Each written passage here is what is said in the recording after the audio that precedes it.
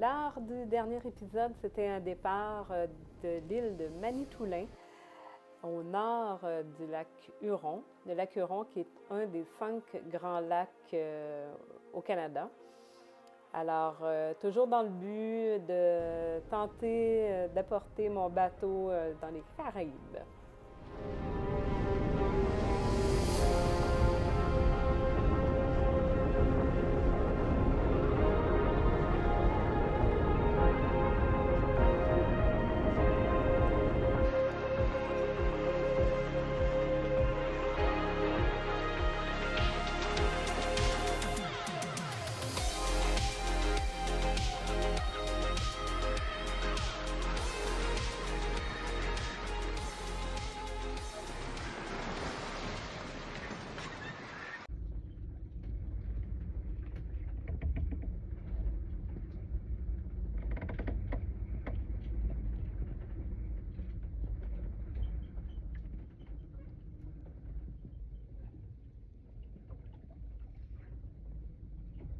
J'essaie de dormir, mais le vent souffle fort. Mon ancre devrait bien tenir, mais c'est le son du vent et le bateau qui craque.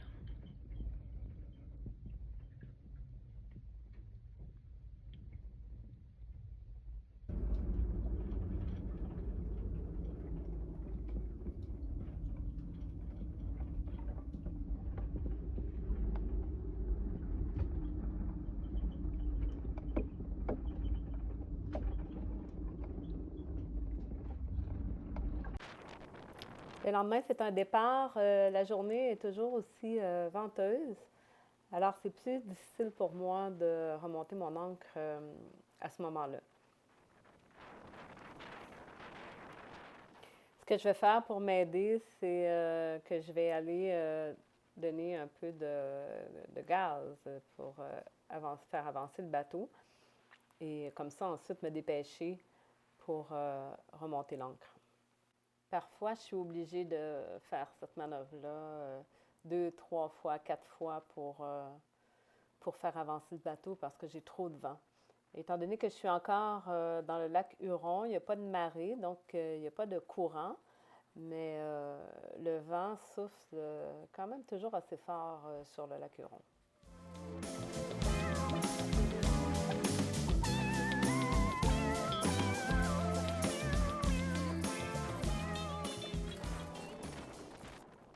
Ça y est presque, il va falloir que je retourne encore donner un peu de gaz pour aider le bateau à le faire avancer. Et puis après, ça sera un départ, finalement.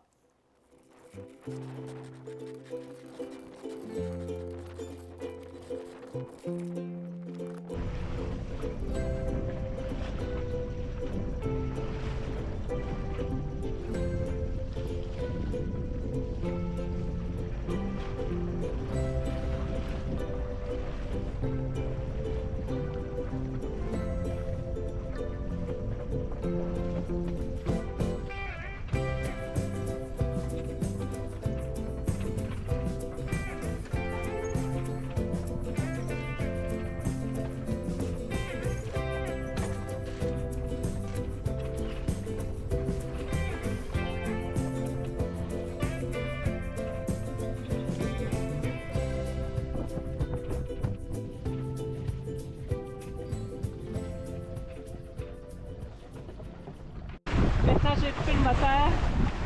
Le moment paraît fait.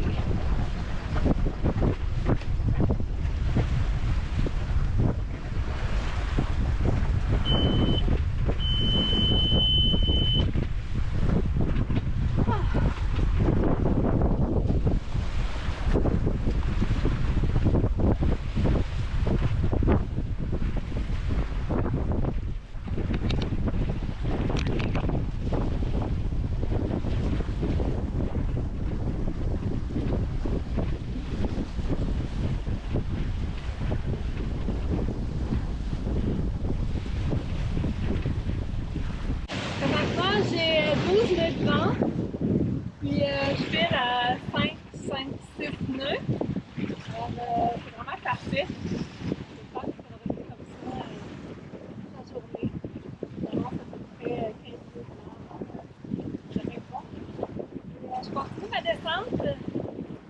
Présentement, je vais tenter de rejoindre Kinardine, qui se trouve à l'est du lac Huron, environ au milieu. Alors, j'espère pouvoir me rendre jusqu'à là-bas, sinon je vais arrêter avant de le voir. Voilà.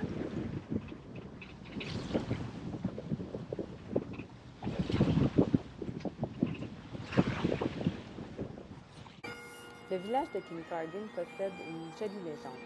La voici. Si vous pensez entendre les faibles sons des cornemuses en approchant du port de Kincardine au coucher du soleil, vous avez peut-être raison. En 1856, Donald Sinclair, un Écossais, partit sur le lac Huron avec sa famille pour la dernière étape de leur voyage, dans le but de s'installer à Kincardine. Lorsque le mauvais temps s'aggrava et que l'obscurité approcha, la famille craignit de ne pas trouver le port. Sinclair alla chercher sa cornemuse et joua une complainte. Entendant le son sur l'eau, un autre colon, sur le rivage, saisit sa cornemuse et joua en retour, les guidant vers le port. De nos jours, le joueur fantôme de cornemuse n'apparaît qu'au coucher du soleil et le fait descendre.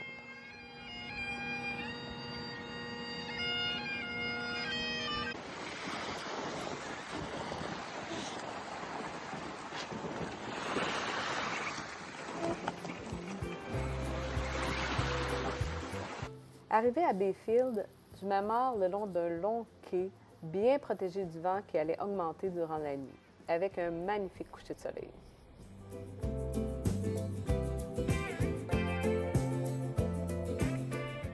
Le problème avec ce beau quai-là, c'est que oui, j'étais bien protégée du vent, mais moins des rebords de métal qui longeaient le quai et qui a coupé deux de mes lignes. Donc, je n'ai pas vraiment beaucoup dormi cette nuit-là et ça a été mon repas.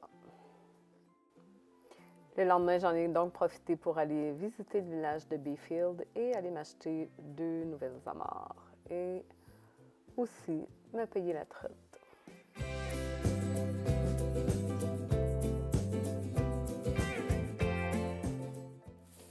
Le lendemain, c'est reparti en direction de Sarnia, qui est la dernière ville totalement au sud du lac Huron.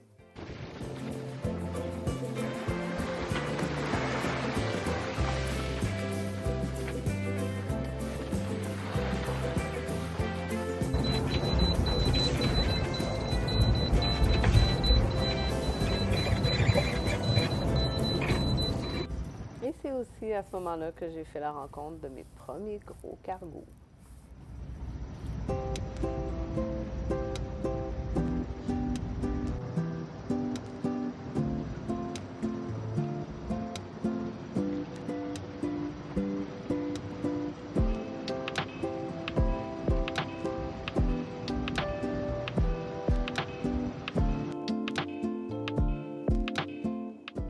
Une nuit à Sarnia et ensuite c'est reparti direction Détroit, mais en restant toujours du côté canadien, c'est-à-dire en longeant la ville de Windsor qui se trouve directement en face de la ville de Détroit, qui est aux États-Unis.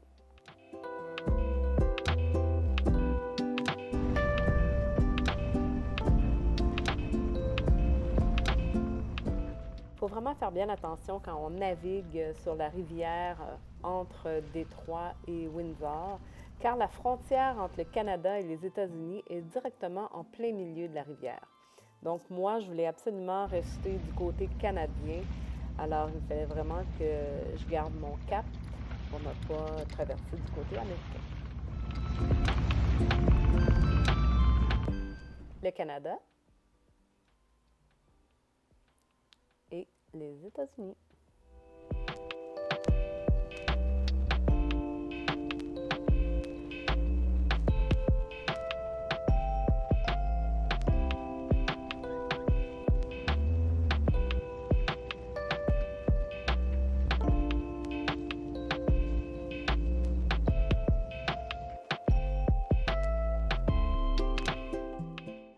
Après le passage près de Détroit, j'arrivais enfin dans le lac Erie, encore un autre des 5 grands lacs canadiens.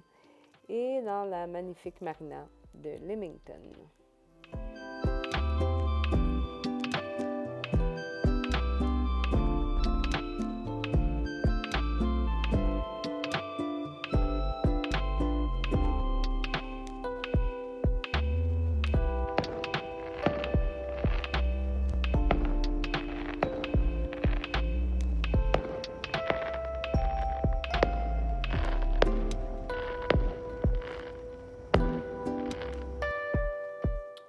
Bon, alors après Leamington, c'est reparti.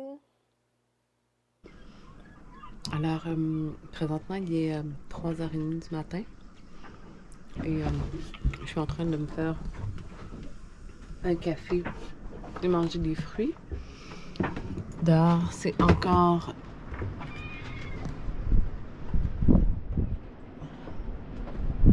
la grande noirceur. Je vais partir tôt parce qu'aujourd'hui, j'ai 96 000 à faire jusqu'à une petite marina à part Colborne. Et cette marina-là, en fait, est plus près de Buffalo. Et parce que dans les prochains jours, il annonce vraiment de forts vents. Et il y a une grande pointe que j'ai à passer. Alors, c'est pour ça que je veux faire ça maintenant. Sinon, après, il y a des vents de 25-30 nœuds qui risquent d'être trop forts pour passer cette fameuse pointe-là. Alors, je pars tôt et j'espère arriver avant la nuit. En fait, j'espère arriver avant 8 h ce soir. On va voir.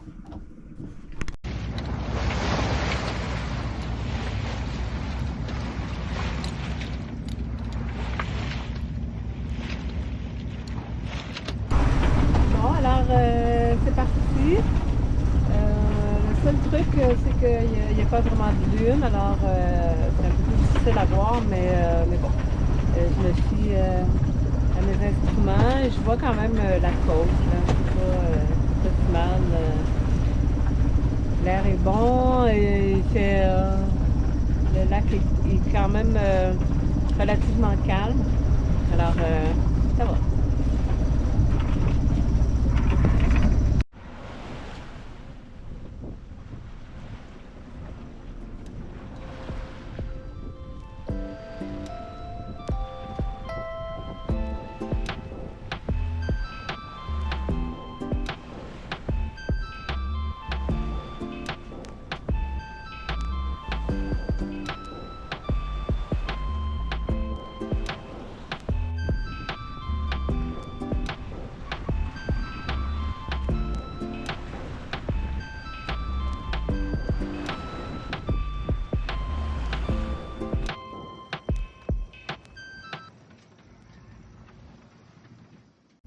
Le lac Erie est magnifique, mais il y a beaucoup de zones de conduite, notamment pour le gaz naturel. Et ces zones-là sont indiquées par des bouées, des longues bouées noires. Alors, on repassera pour la couleur parce que c'est pas tellement évident de les voir. Bon, alors, c'est presque à la fin, il reste 4,5 milles avant d'arriver à Port Colborne.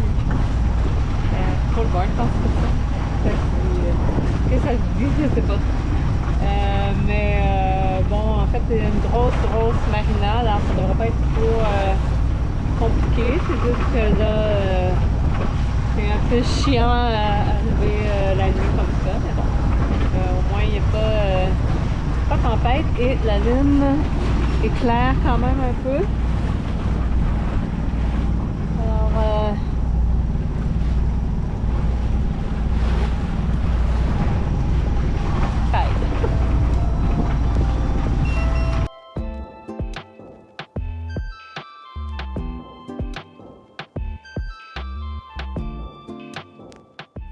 bien arrivé à la marina qui a un look pas mal plus industriel que celle de Leamington.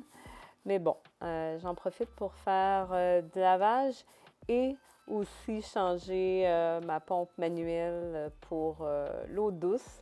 J'avais une vieille pompe et puis j'en ai profité pour mettre une nouvelle. Ensuite, c'est un départ pour finalement faire mon entrée aux États-Unis et m'en aller vers Buffalo. Seulement environ une vingtaine de milles séparent la marina de Buffalo. Et c'est à Buffalo que je devrais faire démater mon bateau pour passer le canal Erie et ses nombreux ponts et ses nombreuses écluses. Aussitôt arrivé dans les eaux territoriales américaines, j'hisse le drapeau américain en guise de courtoisie et ensuite je me dépêche à aller faire ma demande au niveau de l'immigration pour avoir le permis de croisière dans les territoires américains. Alors je suis bien énervée et la demande va se faire via une application en visioconférence avec un douanier. La rencontre s'est faite avec le douanier et maintenant ma demande est en attente. Quelques minutes plus tard, je reçois ma réponse.